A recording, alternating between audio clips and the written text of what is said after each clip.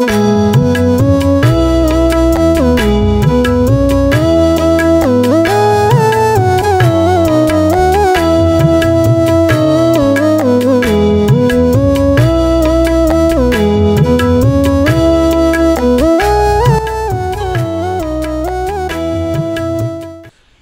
brothers and sisters in the Lord, ప్రభునందు ప్రియమైన సహోదరి సహోదరులారా, today's verse for our meditation is taken from the book of Jeremiah, chapter 31, verse 7. ఈ రోజు మన ధ్యానం కొరకు ఇర్మియా గ్రంథం 31వ అధ్యాయము 7వ వచనం నుండి తీసుకొనబడింది. Sing with gladness for Jacob and say, O Lord, save thy people, the remnant of Israel. యాకోబును బట్టి సంతోషముగా పాడుడి, యెహోవా ఇశ్రాయేలులో శేషించిన నీ ప్రజలను రక్షింపుము. Jeremiah 31, 7-9 is found within the part of the book interpreters call the book of consolation. ఇర్మియా గ్రంథం 31వ అధ్యాయం 7 నుండి 9 వచనాల్లో దీన్ని వ్యాఖ్యానకర్తలు ఏమంటారంటే ఓదార్పు గురించినటువంటిది, తిరిగి వచ్చిన వారిని ఆదరించేటువంటి మాటలుగా ఉన్నాయి. So that is chapter 30, verse 1 to 31-40. అంటే 30వ అధ్యాయం మొదటి వచనం నుండి 31వ అధ్యాయము 40వ వచనం వరకు. Because in it God promises restoration and renewal to the people after the Babylonian exile. ఎందుకంటే దేవుడు వారు బబులోను చెరను తిరిగి వచ్చిన తర్వాత వారిని సమకూర్చి వారిని పునరుద్ధరణ గురించినటువంటి వాగ్దానం చేస్తున్నాడు. The same we read in chapter 30, verses 2 and 3. ఆ వచనాలే 30వ అధ్యాయం 2-3 వచనాల్లోనూ చదవచ్చు. So these promises are made both to Israel and Judah. కాబట్టి ఈ వాగ్దానాలు ఇశ్రాయేలు ప్రజలకి యూదా ప్రజలకు కూడా చేయబడినవి. It means that they apply to the whole people of God. అనగా దేవుని ప్రజలందరికీ కూడా ఇవి అన్వర్తింపజేయబడతాయి. Many scholars think that the book of consolation contains words of promise that Jeremiah made before the southern kingdom fell into Babylonians in 586 BC. చాలా మంది పండితుల అభిప్రాయము క్రీస్తు పూర్వం 586లో మరి ఉత్తర దేశము ఆ చెరలోనికి వెళ్ళే సమయంలో దక్షిణాన ఉన్నటువంటి ఆ రాజ్యము చెరలోనికి వెళ్ళే సమయంలో ఇర్మియా ఓదార్పు గురించి ఆదరణ గురించినటువంటి మాటల్ని వారి గురించి చెప్తున్నట్టు సంగతులు చెప్తున్నారు. Because the northern kingdom, the kingdom of Israel, it has gone to Assyrian captivity earlier, that is 722 BC. ఎందుకంటే క్రీస్తు పూర్వం 722లో ఉత్తర రాజ్యం అంటే ఇశ్రాయేలు రాజ్యం వారు అష్షూరు చెరలోనికి పోయి ఉన్నారు. So while our verses present promises to the northern kingdom of Israel, they also refer to as Jacob or Ephraim. మనం చదువుకున్న ఈ వచనాలు ఉత్తరానటువంటి ఇశ్రాయేలు రాజ్యం గురించి అది చెప్పబడినా కానీ యాకోబు ఎఫ్రాయిములకు కూడా సంబంధించినదిగా ఉన్నాయి. So the overall context makes them part of the promises to the southern kingdom of Judah also. ఈ సందర్భం అన్నీ కూడా దక్షిణాన ఉన్నటువంటి యూదా రాజ్యానికి కూడా చెందినవిగానే ఉంటున్నాయి. So these promises are for all God's people, both Judah and Israel. కాబట్టి ఈ వాగ్దానం ఇశ్రాయేల్ ప్రజలకి యూదా ప్రజలకి కూడా అవి వర్తిస్తున్నాయి. So you compare this portion with verses in chapter 30, verses 2-4. ఈ భాగాన్ని 30వ అధ్యాయం 2 నుండి 4 వచనాలకు మనం పోల్చి చూస్తే, and also 31, 23-24. అలాగే 31వ అధ్యాయము 21 నుండి 24 వచనాలకు మనం పోల్చుకొని So there is a great rejoicing in verse 7. ఇక్కడ 7వ వచనంలో గొప్ప సంతోషం ఉంది. The verses leading up to our passage set the stage for the rejoicing encouraged in Jeremiah 31:7. ఈ వచనాలు ఇర్మియా 31:7లో సంతోషం ఉత్సాహధ్వని చేయడానికి గురించి ప్రోత్సహిస్తూ చెప్పబడిన మాట. Because God is committed to Israel in verses 2 and 3. ఎందుకంటే 2-3 వచనాల్లో దేవుడు ఇశ్రాయేలుకి అంకితం చేసుకున్నట్టు కనబడుతుంది. And God will restore the people to the land in verses 4 and 5. 4-5 వచనాల్లో దేవుడు మరలా వారి స్వదేశానికి వారిని తిరిగి తీసుకొని వస్తాననే వాగ్దానం. And this restoration will bring about much celebration in the second part of verse 4. ఈ సమకూర్పు 4వ వచనం 2వ భాగంలో ఎంతో సంభ్రమములతోను ఉత్సాహముతోను కూడా జరుగుతుంది. So some of that celebration will take place in Jerusalem in verse 6. ఇలాంటి ఉత్సవాలు కొన్ని మనం 6వ వచనం చదివితే యెరూషలేములో జరుగుతున్న సందర్భాలు ఉన్నాయి. So if yes seems likely, Jeremiah initially issued these words before the Babylonians conquered Judah. ఇర్మియా ప్రాథమికంగా బబులోను వారు యూదా వారిని దండెత్తి రాక మునుపు చెప్తున్నటువంటి మాటలు ఉన్నాయి. He means the restored people of Israel will again worship in the still standing temple in Jerusalem. ఇశ్రాయేలులో సమకూర్చబడిన వారు ఇంకను దేవాలయంలో దేవుని మందిరంలో నిలబడి వారు దేవుని స్తుతిస్తారు. So that is a great rejoicing. ఇది గొప్ప సంతోషము. And secondly, రెండవది great reversal in verse 8. 8వ వచనంలో గొప్ప తిరోగమనం చూస్తాం. The reason for rejoicing is restated. వారు సంతోషించడానికి కారణం ఏమిటంటే వారు మరలా వారి స్థానంకి వచ్చారు God కదా. will bring God's people home. దేవుడు తన ప్రజలైన వారిని తమ ఇంటికి తీసుకొని వస్తున్నాడు. God will bring God's people home from the farthest parts of the earth. దేవుడు తన ప్రజల్ని భూలోకం యొక్క ఇతర భాగాలన్నిటి నుండి కూడా వారిని సమకూరుస్తున్నాడు. So from anywhere they happen to be. కాబట్టి వారు ఎక్కడైనా ఉండొచ్చేమో, అక్కడ నుండి కూడా తెస్తాడు. So here is one aspect of the great reversal, that is, whereas the people once went into the exile to the north, they will now return home from the north. ఇక్కడ ఒక గొప్ప తిరోగమనాన్ని మనం చూస్తున్నాం. ఉత్తరాన ఉన్నవారు ఎప్పుడైతే వారు చెదిరిపోయి ఉన్నారో వారందరిని మరలా ఉత్తర ప్రాంతంలోనికి వారి దేశానికి తీసుకొని వస్తున్నాడు. Earlier it was an exile journey. ఇది వరకైతే పూర్వము అది చెరలోనికి పోయిన ప్రయాణం. So now it is a reversal from exile journey to the homeward journey. ఇప్పుడు ఏమైంది, అది తిరోగమనం, అంటే చెర నుండి వారి స్వదేశానికి తిరిగి So ప్రయాణం it is చేస్తున్నారు. important to note that the people will not come home on their own. ఇక్కడ ప్రాముఖ్యంగా గమనించవలసింది, ప్రజలు స్వతహాగా తమ దేశానికి తిరిగి రారు. The Lord will bring them. దేవుడు వారిని తీసుకొని వస్తాడు. The return home is divinely accomplished deliverance. వారి దేశానికి తిరిగి రావడం అనేది ఇది పూర్తిగా దైవికమైనటువంటి కార్యం. So we see the second aspect of the great reversal in the naming of those who will be included. కాబట్టి ఇక్కడ మనము ఈ గొప్ప తిరోగమనంలో రెండవ విషయాన్ని మనం చూస్తున్నాం.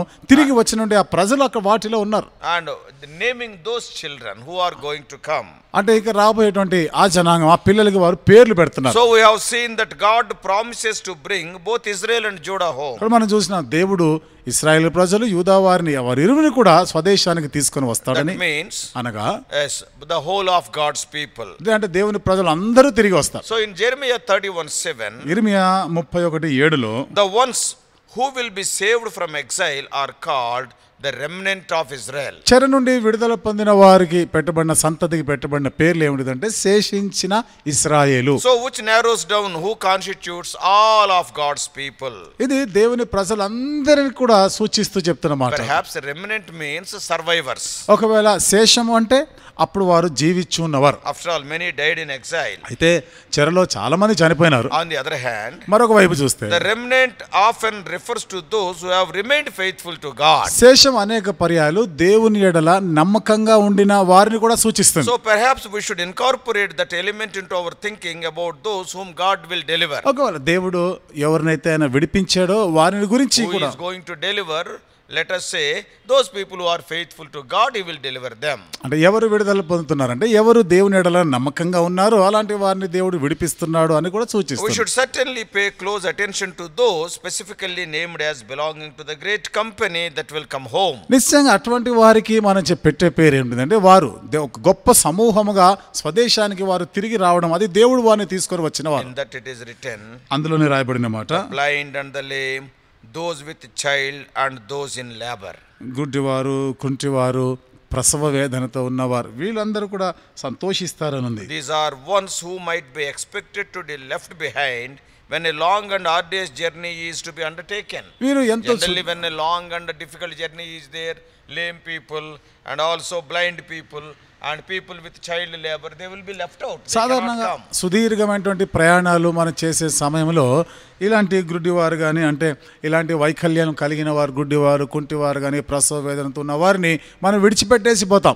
Because on the caravan as we are going, if they come, that going will be slowed down. ఎందుకంటే వారు ఆ ఒంటల మీద సవారీ చేస్తూ వెళ్తున్నప్పుడు ఇలాంటి వారందరూ వచ్చారనుకోండి, ప్రయాణము ఆలస్యం అయిపోతుంది, జాప్యం అవుతుంది. But what the prophet is telling? అయితే ప్రవక్త ఏమని చెప్తున్నాడు, Instead of leaving them, they also will be included. It is a highlight. వారిని విడిచిపెట్టేదాని బదులుగా వారిని కూడా తమతో పాటు తీసుకొని వెళ్ళడం, ఇది గొప్ప సంగతి. Those who are vulnerable and who require the community's compassionate care will be honored guests on the journey home. ఎవరైతే బలహీనులుగా ఉన్నారో, వారిని విడిచిపెట్టి వెళ్ళాలనుకున్నారో, ఈ సమూహంలో వారి ఎడల జాలి చూపించి వారిని కూడా వారి దేశానికి తిరిగి తీసుకొని వస్తున్నారు. So we have seen great rejoicing కాబట్టి మనం చూసినాం గొప్ప సంతోషము and great reversal, గొప్ప తిరోగమనం, and finally let us see great renewal. చివరగా గొప్ప పునరుద్ధరణ That చూస్తాం. is in verse 9. అది 9వ వచనం. The return from exile will not only reverse the journey into exile, it will also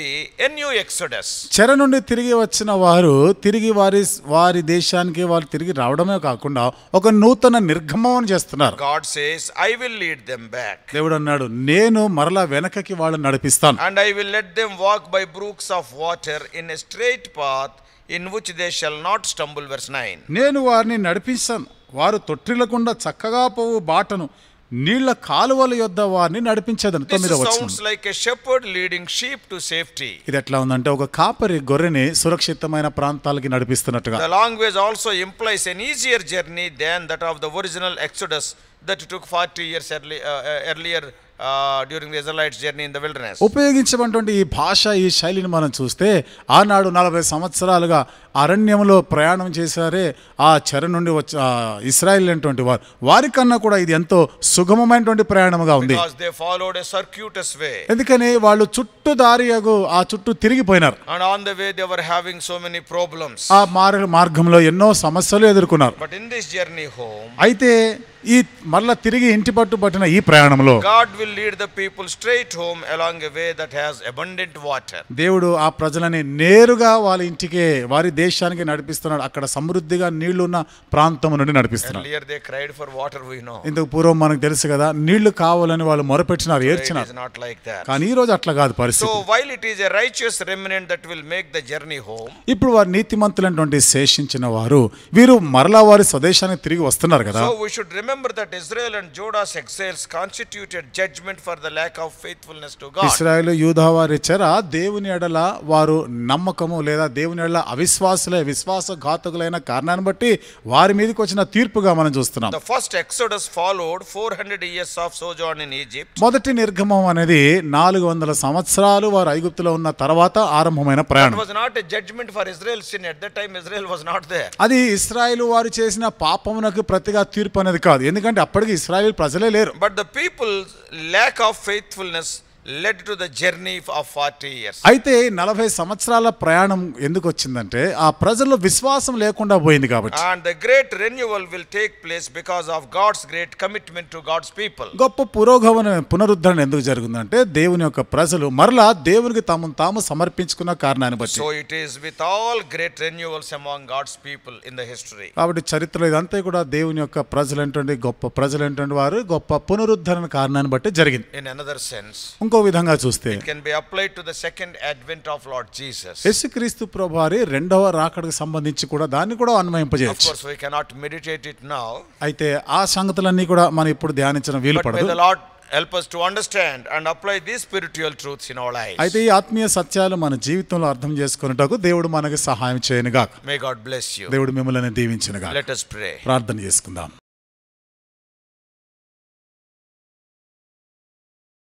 Loving heavenly Father, ప్రేమగల మా పరలోకపు తండ్రి, oh gracious God, కృపగల మా దేవా, thou art a God of restoration.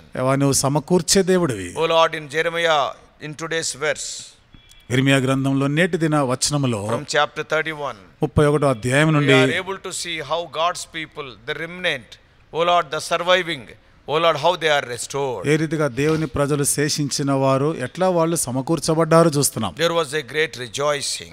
గొప్ప సంతోషం ఉండినది. They are brought back. There was a great reversal. వారు తిరిగి ప్రభా స్వదేశానికి తీసుకొని రాబడ్డారు. And గొప్ప also there is తిరోగమనం. a great renewal also. అంతేకాకుండా గొప్ప పునరుద్ధరణ కూడా జరిగింది. Because, O Lord, not like of the days of the old where they struggled for water, but today they want to bring them to the fountains of water. ఎందుకంటే ప్రభా ఆనాడు ఉన్నటువంటి ఆ సుదీర్ఘమైనటువంటి ప్రయాణం 40 సంవత్సరాల లాంటిది కాకుండా ఇప్పుడైతే ప్రభా వారి నీటి కాలువలు ఉన్న ఆ ప్రాంతం నుండి మీరు నడిపించారు. O Lord, we thank thee because we need not continue in the fallen state, but we can be restored. ప్రభా మీకు వందనాలు చెల్లిస్తున్నాం. ఎందుకనగా మేము ఇంకను పడిపోయిన ఆ స్థితిలోనే ఉండవలసిన అవసరం లేదు, మరలా మేము సమకూర్చబడగలం. Speak to us, O Lord. దేవా మాతో మాట్లాడండి. Help us to be the part of the remnant. ప్రభా శేషంలో మేమును భాగమే ఉండడానికి సహాయం చేయండి. And you are coming the second time very soon. ప్రభా నువ్వు రెండోసారి అతి త్వరలో రానే ఉన్నావు. O Lord, we may be the part of the people who are going to be caught up to the mid-air. ప్రభా మధ్యాకాశానికి ఎత్తబడే కొనిపోబడే ఆ ప్రజల్లో మేమును భాగమై ఉందుముగాక. As the remnant among Israel are being gathered in the country Israel we people, the remnant, we will be caught up to the midair. ఇశ్రాయేలులో శేషించిన ప్రజలు ప్రభు ఏ రీతిగా ఇశ్రాయేలు దేశంలో ఉంటున్నారో మేమును ప్రభు ఆ రీతిగానే ఎత్తబడే గుంపులోను మేము ఉందుముగాక. Hoping that today, O Lord, we may lead our lives, O Lord, in a godly way. ఆ దినం కొరకే నిరీక్షిస్తూ మేము దైవ భక్తి గల జీవితం, దేవుని భయం కలిగి జీవించుటకు సహాయం చేయండి. Bringing all of us under the sprinkling of thy precious blood, we do pray in the soon returning name of our Lord and Savior Jesus Christ. మమ్మల్ని కూడా ప్రశస్తను మీ రక్త ప్రోక్షణ కిందకి తెచ్చుకుంటూ మా ప్రభువును రక్షకుడైన యేసుక్రీస్తు వారి అతి త్వరలో రానేయున్నటువంటి ఆ ప్రభు నామములోనే ప్రార్థించి వేడుకుంటున్నాము తండ్రి.